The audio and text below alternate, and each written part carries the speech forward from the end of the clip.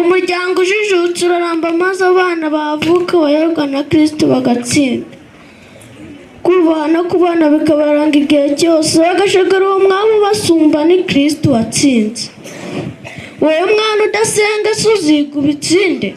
Ubitanga ni data wa twese icyo musanga guha ubuhanga. Babyeyi mudushakira ibyiza bineza imibiri yacu, mukumva murasheje ni byiza. Ariko icy'ingenzi dushaka umutuzo wa roho, mudushakira akanya nyabona mutuganiriza. Ko muzinduka mugenda guhaha ni byiza, amashuri muriga ni byiza babyeyi. Ese umukozi usiganye nawe ambere data cyangwa se ambere mama, umusigiye ikingwa noze, wagira ngo uratashye ugasanga agahinda, ibitutsi, urutoto, inzara, inkoni, ayiwe. Nagira ngo nkubwire utubugiye ndananiwe, reka mbe ndeba agafilime nduhuke mu bwonko. Mbega agahinda.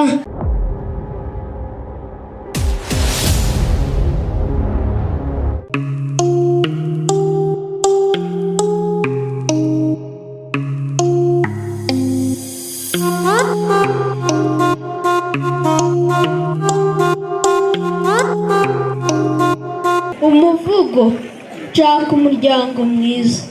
Njye ndashaka gutaka nkarata, ngakunda ngasusuruka mu muryango utagira ikizinga. Ko ngukunda muryango wa data na mama, musaza na mushiki, murumuna na mukuru wanjye. Umunabaha ahantu ndawanze, ndatwaza muntwaza z'iwacu, ngashaka umukera ahantu. Nkivuka natojwe gusenga, rusenga uwo ndata, natojwe ubumuntu, ubupfura n'ineza.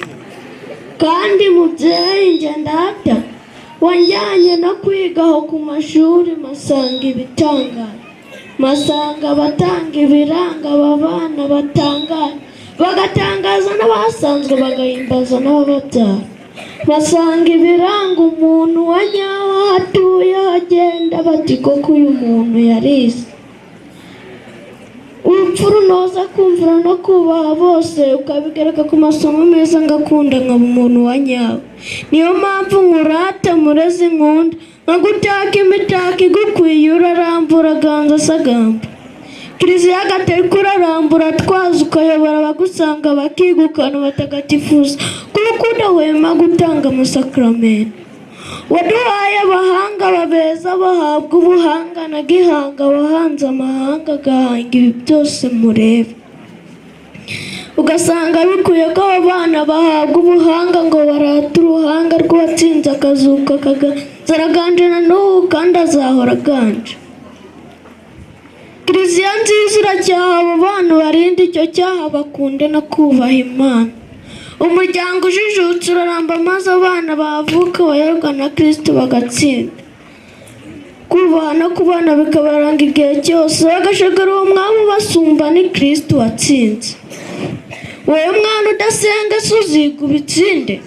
Ubitanga ni data wa twese icyo musanga guha ubuhanga. Babyeyi mudushakira ibyiza bineza imibiri yacu, mukumva murasheje ni byiza. Ariko icy'ingenzi dushaka umutuzo wa roho, mudushakira akanya nyabona mutuganiriza. Ko muzinduka mugenda guhaha ni byiza, amashuri muriga ni byiza babyeyi.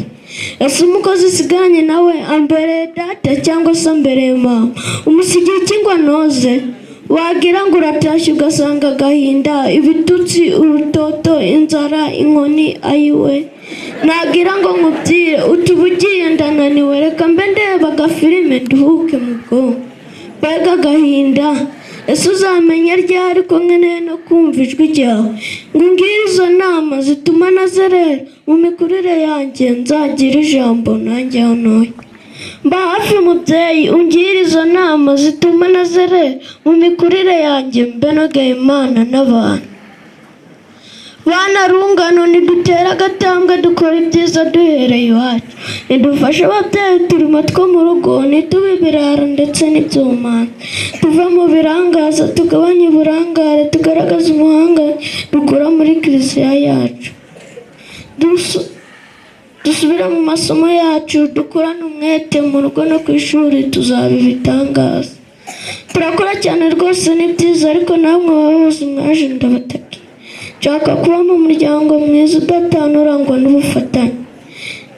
Nimukomeze inama mufatanyije na Kiliziya guhugura imiryango, maze ababyeyi batanga urugero rwiza mu babo bagabanye mu n'abana. Induru za buri kanya, ubusinzi bwa buri munsi bicika iwacu dukunze turambe.